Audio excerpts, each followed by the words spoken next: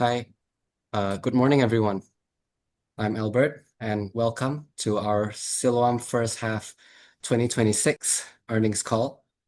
I'm joined today by our CEO, Bu Caroline Riyadi, our President Director, Bapak David Utama, our CFO, Mr. Daniel Phua, and our COO, Mr. Sumantare. Once again, following the management presentation, we will have Q&A sessions. So feel free to drop any questions you may have in the questions section. And with that, let me share my screen and I'll hand the stage over to Pak Daniel. Hi, good morning, everyone. Very excited to be able to share with you the 2Q results for Siloam. You would have seen the results being published, I guess, last week. I think we are very pleased, with the way the company has been progressing. But in the 2025, if you remember, I mentioned to you that we were in a pivotal moment in pivoting the hospital's operation structures to kind of archetype network structures, whereby we look at the kind of the premium value seekers and so forth. And I mentioned to you that obviously there are some transitional costs while we kind of move towards that. I think towards the second half of 2025, I think continuing into the first half of 2026, you're definitely seeing the results of that strategy being implemented and bearing fruit. Yeah.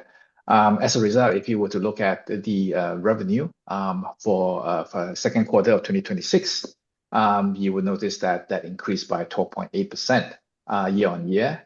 And going all the way down, the revenue is up 12.8%, EBITDA is up close to 30%, and the net profit is up close to 42.8%. So at each part of the P&L, there are margin improvement.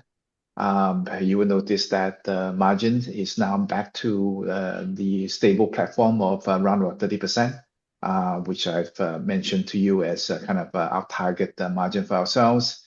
And similarly, but net profit has stable back to kind of the 12% marks that we've been achieving. A lot of the growth, from revenue, I think what we're seeing is that it's coming from both throughput and intensity, which is good. And if you were to look at the payer mix, you will notice that a larger part of the growth has also been driven by the non-BPJS segment. As a result, you're seeing that the non-BPJS segment grew from 82.9% in first half of 2025 to 84.1% in the first half of 2026. Now, the BPJS segment grew as well, but from first half 25 to first half 26, BPJS grew by 3%. But comparatively, you notice that the private segment grew more by 12.4%, and hence you're seeing that shift. But I think we continue to cater to both segments of our market. As mentioned before, we have a very clear archetype network strategy now, whereby the community generalists will have a strong focus on growing its BPJS volume, whereas the premium segment would obviously focus in growing its non-BPJS. And as a result, obviously, what you're seeing here is that the non-BPJS private segment is growing faster than the BPJS segment as a whole. Moving into costs, you will notice that cost has been very stable over this 2026 as well.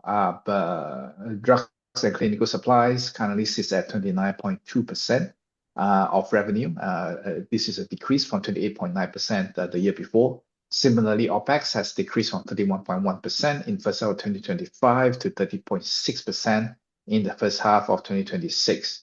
As a result, you see that the EBITDA margin has lifted, but we're now sitting at 29.5%, slightly higher than 29.1% in 2025, and definitely higher than the 27.8% in the first half of 2025 last year.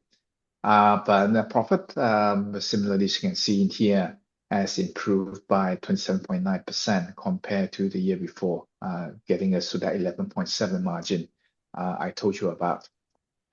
In regard to the operational matrix, you will see that everything is trending in the positive direction as well.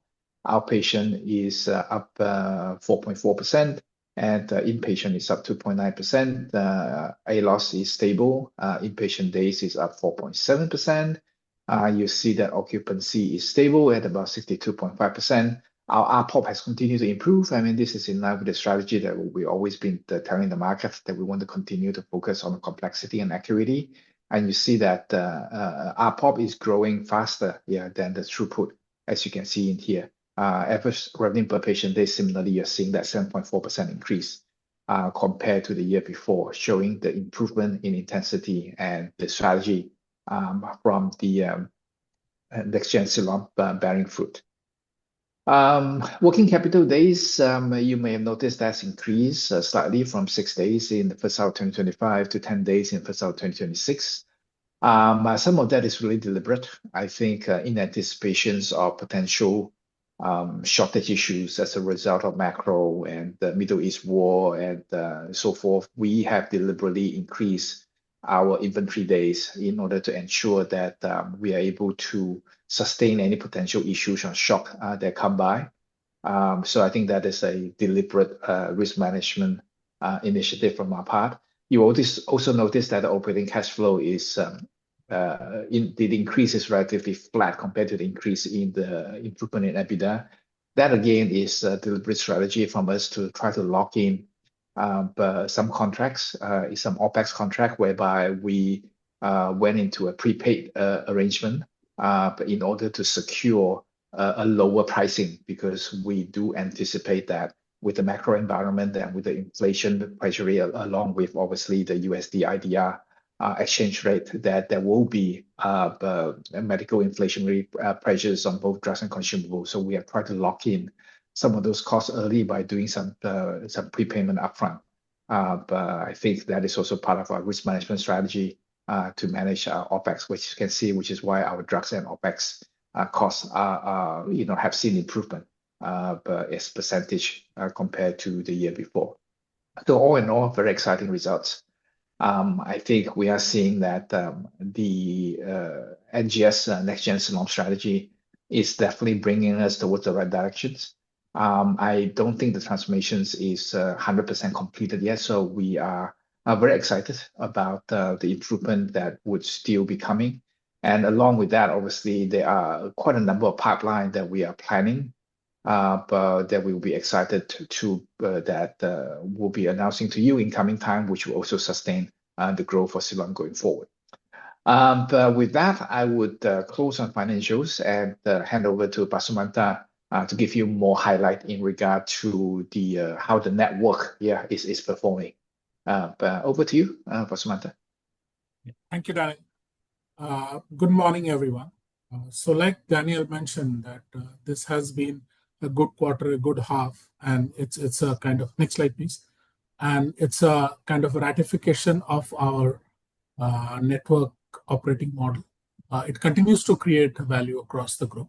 So if we look at revenue per day, the top quadrant on the left, over the last 5 quarters, we have gross revenue per day has increased by almost 12%. So that's constantly increasing, and it is on the back. No, go back, please. And and on the premium network, we have maintained a tighter control over BPJS. You can see the reduction over the last 5 quarters and over the last quarter also, 1% reduction, because the strategy is for the premium networks is to build clinical acuity, and then that's what we have been doubling down upon. Whereas if you look at the bottom part of the chart, on the left side, you have the value networks, which is value seeker and community generalists, where BPJS has been increasing. But on the right side, if you look at the non-BPJS and the corporate insurance revenue also has been increasing. So while those play in the BPJS market, but the non-BPJS side of the business, on those also we have managed to increase healthily. Next slide, please. So coming back to the premium networks, I think we have had 3 strong pillars to drive the growth in premium networks. One is we have really focused on robotic-assisted procedures, and I'll talk about it in the next slide. And the others two are scaling capabilities and clinical thought leadership. So combined with this, if you look at our both premium networks put together, have mid-teens growth, quarter-on-quarter, year-on-year, both in Q1 and Q2. And this is largely, apart from the throughput growth, if you look at the bottom chart, it is about increase of RPOP. So again, last 5 quarters, 12% increase in RPOP. Most of it is led by the complexity of cases which we are doing, and how it's a success of the pillar strategy which I talked about in terms of robotics and new equipment and clinical leadership. That is all showing in the RPOP growth. Next slide, please. I mentioned earlier, robotics has been a focus from the first Da Vinci Xi in Indonesia, the second Da Vinci Xi in Indonesia, and many other firsts. We have done over 150 robotic procedures across all our hospitals, and Da Vinci alone we have done over 60 procedures now.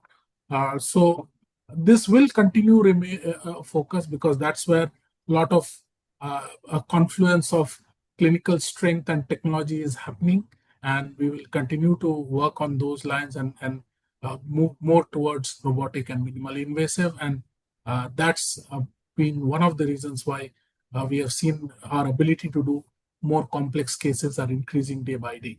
Next slide, please. This again is leading to more and more clinical breakthroughs. We are able to do the first robotic kidney transplant in Indonesia. We did that. The first robotic total knee replacement in Eastern Indonesia, in our Surabaya hospital, and then so on and so forth. So the more we are getting in this cutting edge technology, and we are having the best doctors, that is resulting in some great outcomes. Many of them the first ever in Indonesia. At some point of time, we hope that all this will retain a larger amount of Indonesians within Indonesia rather than seeking medical treatment abroad. Next slide, please.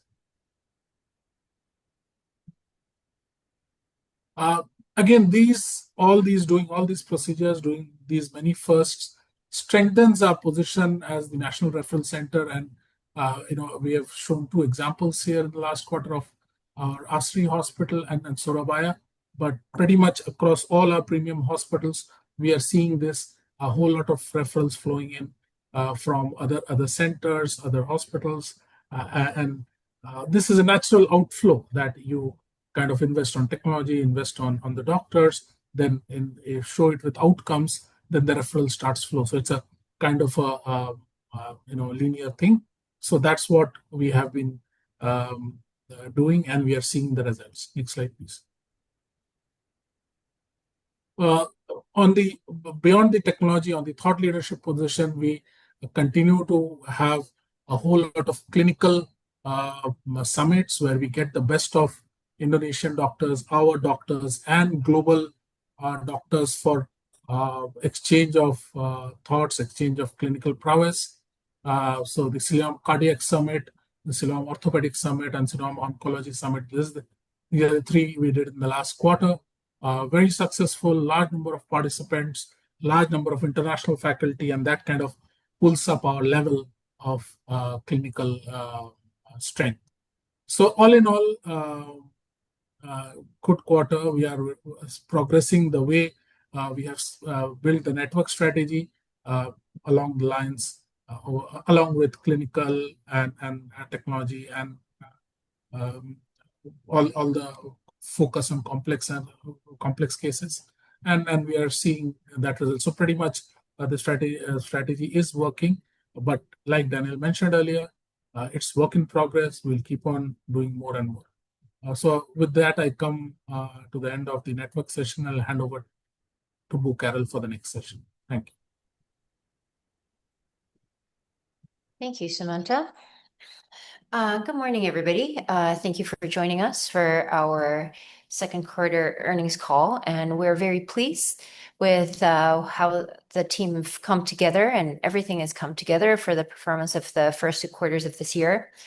But however, we believe that good financial performance is the result of building good fundamentals for the organization, which is why you're going to keep on hearing us talk about fundamentals, about capabilities, about culture. And so that means the right focus on the right culture, the right capabilities, and the commitment to quality. In 2007, our Siloam Hospital's Lipo Village was the first JCI accredited hospital in Indonesia. And since then, many other hospitals have gotten JCI accredited. In 2014, we became the first ACHSI accredited hospital, and that accreditation is from Australia. BIMC Nusa Dua was accredited, and we again are raising centers of care in Indonesia by becoming the first magnet accredited hospital in Indonesia. And this is what we wanted to share with you today. Magnet is the highest global recognition for hospitals in nursing excellence. It recognizes nursing excellence through evidence-based assessment.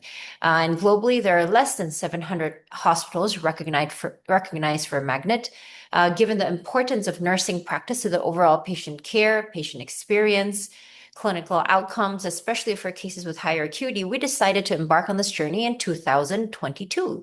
The Magnet accreditation is a 3-year process where we submit data at the beginning and we are visited through a survey after 3 years.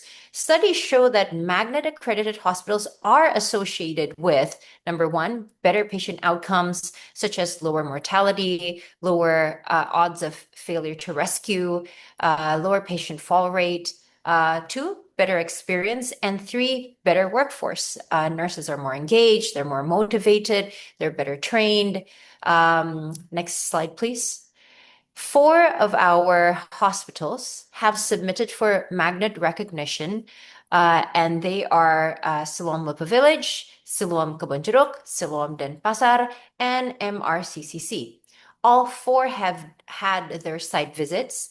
2 have received results being granted Magnet recognition, but not only that, they were granted Magnet recognition with high distinction, which we did not expect.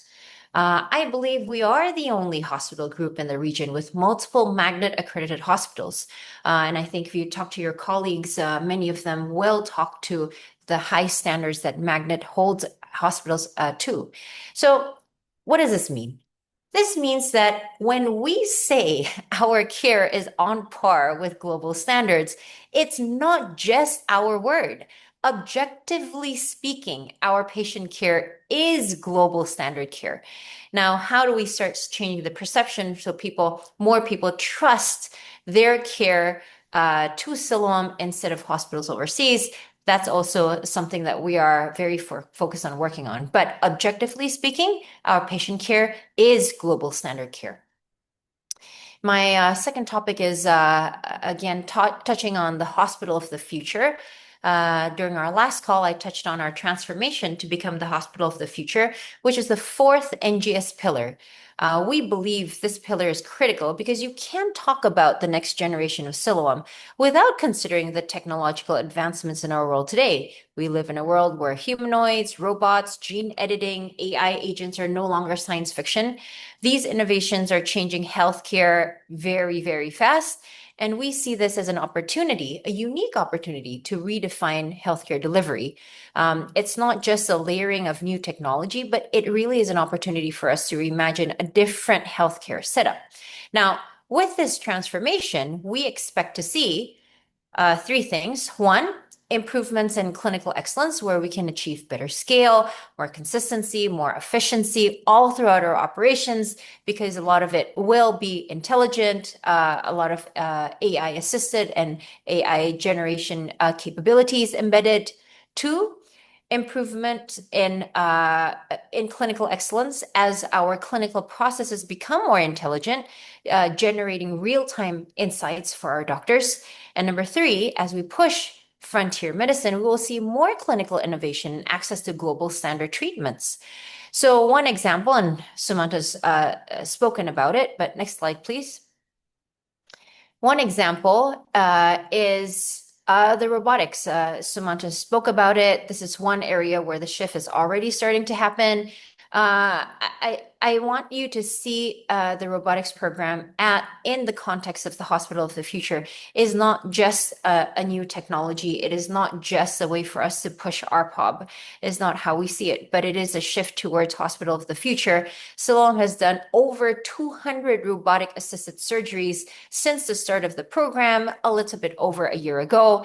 It's not just about a smaller scar. There are very clear benefits for patients, such as lower mortality, fewer complications, shorter hospital stay, but it also allows us to do surgeries that were not possible in the past. So for example, if we had an elderly patient in the past, 90 years old, needing lung surgery, we would say, oh, we can't cut through the sternum. That would be too much risk for the patient. So then that would be a contraindication. But now with robotics, then we can go through the back. And so therefore, lung surgery on elderly patient becomes a possibility. We celebrated the first year of our robotics just not too long ago. And looking back on this journey, it was a journey for a new frontier of surgery. And it's not just about acquiring the right technology, but we had to build a whole new ecosystem. Needed the right surgeons willing to invest hundreds of learning hours, learning new techniques. They needed operating theater teams, nurses, anesthetists, biomedical engineers, clinical support staff, developing new workflows together. We needed supporting infrastructure, referring doctors, payers, and insurance willing to cover this new technology. So it really is about transforming the whole ecosystem and not just procuring a new piece of equipment. And so the task really was daunting, but we are glad that we embarked on this new journey. And it reminded us that this journey was never really just about robotics. It was about expanding access, about raising standards, and ultimately about restoring health. And this is the conviction that has carried us farther than we imagined. Now, the real measures of success, we believe, is not about, oh, how many robots you have, how many procedures you've performed, but really the important, the ultimate measure of success is what are the outcomes from the patients that we have done robotics on. Now, we believe that this is just the beginning. And looking forward, we believe that robotics will be the next, will be the new standard of care. I am part of the robotics committee, the National Robotics Committee under Kementerian Kesehatan. They're really trying to expedite the adoption of robotics in Indonesia. So it really will be the standard of care, and we've pioneered in this area. Artificial intelligence will become an intelligent surgical partner. AI will help surgeons plan operations, recognize anatomy, anticipate complications, and continuously learn from every procedure, while the surgeon will remain in control. Second, we will see more personalized data-driven surgery. Every operation will increasingly be tailored to the individual patient using imaging, digital planning, continuous learning from clinical outcomes. And third, robotic surgery will expand into many more specialties. Right now, still a limited few, but it will expand into many more specialties and increasingly complex procedures. So what seems today as innovative will actually become tomorrow's standard of care.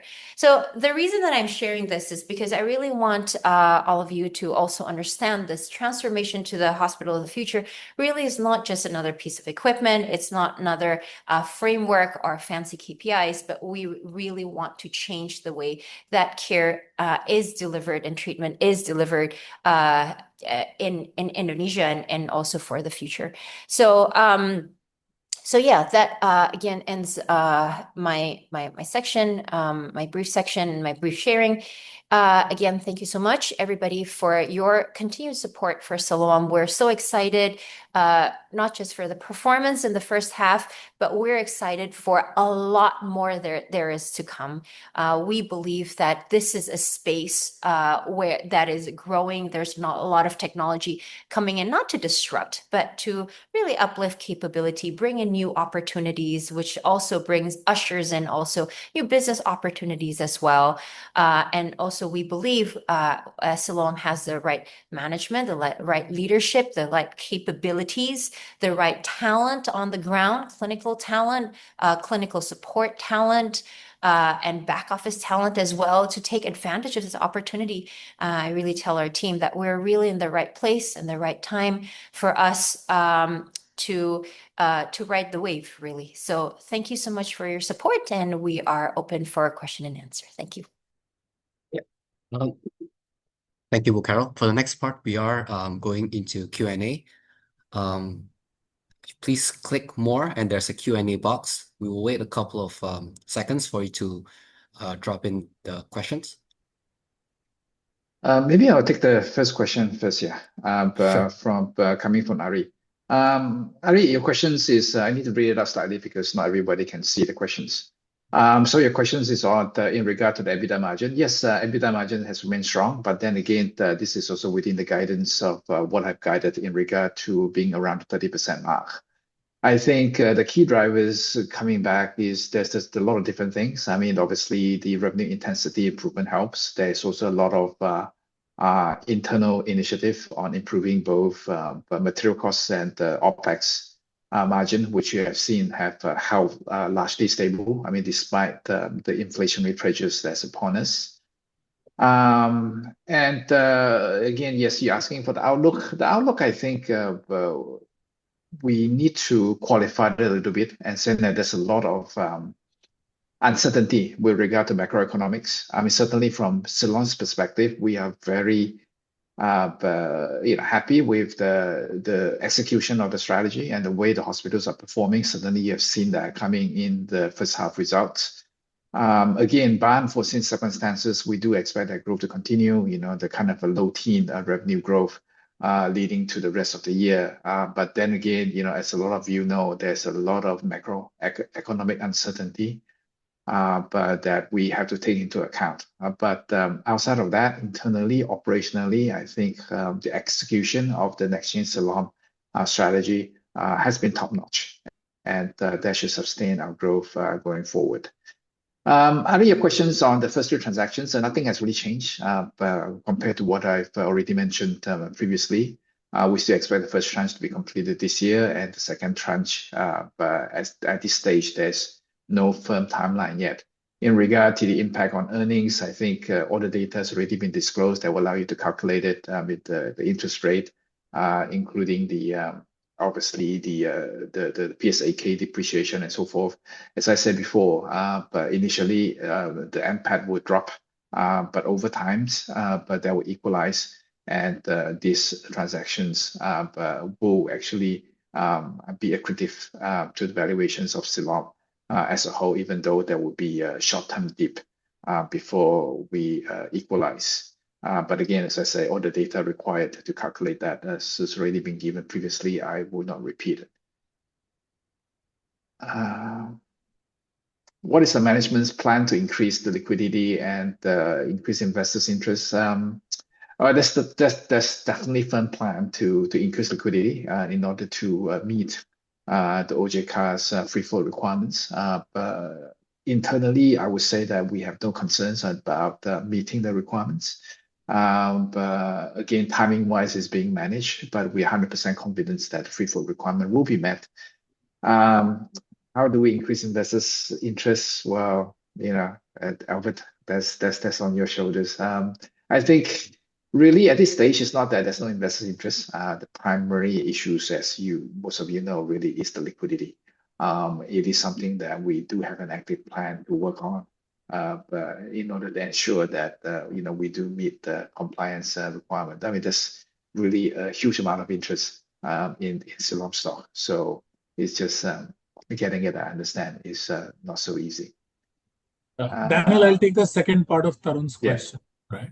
So while the number of Indonesians going abroad for treatment remains high, but with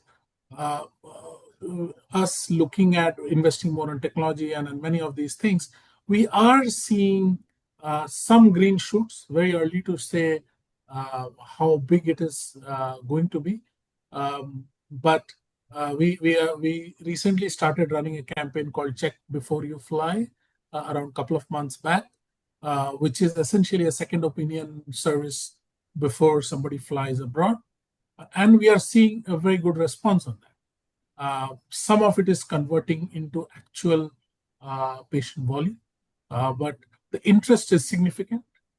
So we would like to think that it is a journey. There is interest. There will, over time, more and more people who will choose to get treated in Indonesia, having developed confidence within the health Indonesia about the healthcare ecosystem in Indonesia. And obviously, Siloam leads the way there, and we will continue working on that. So green shoots, yes. Interest, a lot of yeah. Conversion is slowly happening. The BPHS question you want to take? David want to answer maybe? Yeah. The third part, Tarun's question on BPJS. Absolutely. I think the question, the situation with BPJS is clear. It's a deficit, but based on our discussion with any institution, the political will for it not to be funded will be very difficult. So we truly believe that when it's time for the fund to be added, it'll be kept as what it is.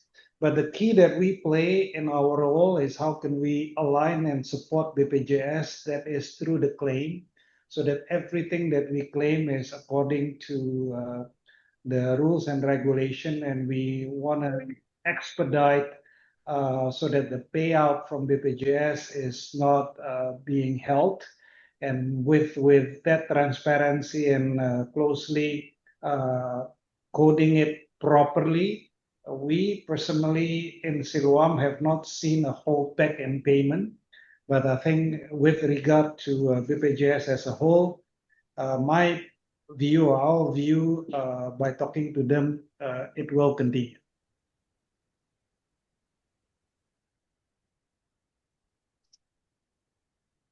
Okay, maybe I'll take Ingrid's question initially, but Bukharo may want to jump in a bit.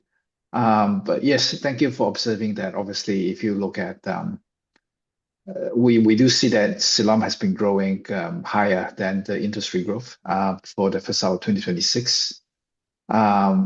We do see, as I said earlier, that this is a confirmation that the archetype network strategy that Sumanta has spoken about earlier is really driving us in the right directions, in that we are now basically addressing our customers' need but more appropriately in accordance to the various segments that we serve. And I do believe that operational excellence and strategy implementation is a key in driving our growth. Again, you will see that the growth happened not just in volume, but also in regard to intensity as well. But all the indicators, as you can see, ALOS, operational bed, occupied bed, are all trending in the right directions. Obviously, we're happy, very happy to see that. But this is despite, do we see various headwinds? Do we see various issues with the BPJS getting stricter in referral? Definitely, I think the whole industry sees that. But it is something that we are carefully managing it. In the BPJS, this is also why, as you can see, BPJS growth has been slower compared to the private as well, which means that we have to work harder on the non-BPJS segment in order to make sure that the growth continue to sustain. But maybe, Carol, you might want to add further color. Yeah, obviously we asked ourselves this question because we want to know what's working and what's not, so that we can continue to double down on things that are working. I guess, well, the first half of last year was a softer 2 quarters, and so it was a little bit lower base for us. But having said that, I think that our competitors were also in the same boat as well. I don't think that there is one or two things, a silver bullet, that really drove our growth for the 2 quarters. if I had to point back, I would answer the same. I'd probably just say the archetype strategy is coming together now. There are a lot of challenges with the archetype strategy. I mean, we obviously bring the results to you, but it is also the result of a lot of troubleshooting and trial and error and figuring out what works. And I think that it is starting to bear fruit. And also just consistently doing the right thing, better sales operations, better clinical excellence, better operational excellence, plugging leakages, recruiting the right people, recruiting the right doctor. I mean, there's no secret to this, right? It's all comes, I mean, everybody's going to say the same thing. It really comes down to execution and just execution consistently over quarter after quarter. So I think that's the only thing I have to say. I think everybody's kind of in the same boat. The industry is struggling really with the same things, and everybody will be having kind of the same approach. But again, it just comes down to consistency in the execution, I think. And so yeah, I think that. It seems that there are no more questions. And if there is nothing further, I would like to thank all of you for attending our earnings call. Thank you once again, and see you in the next call. Thank you, everyone. Thanks, everybody. Have a good Thank day. you. Great.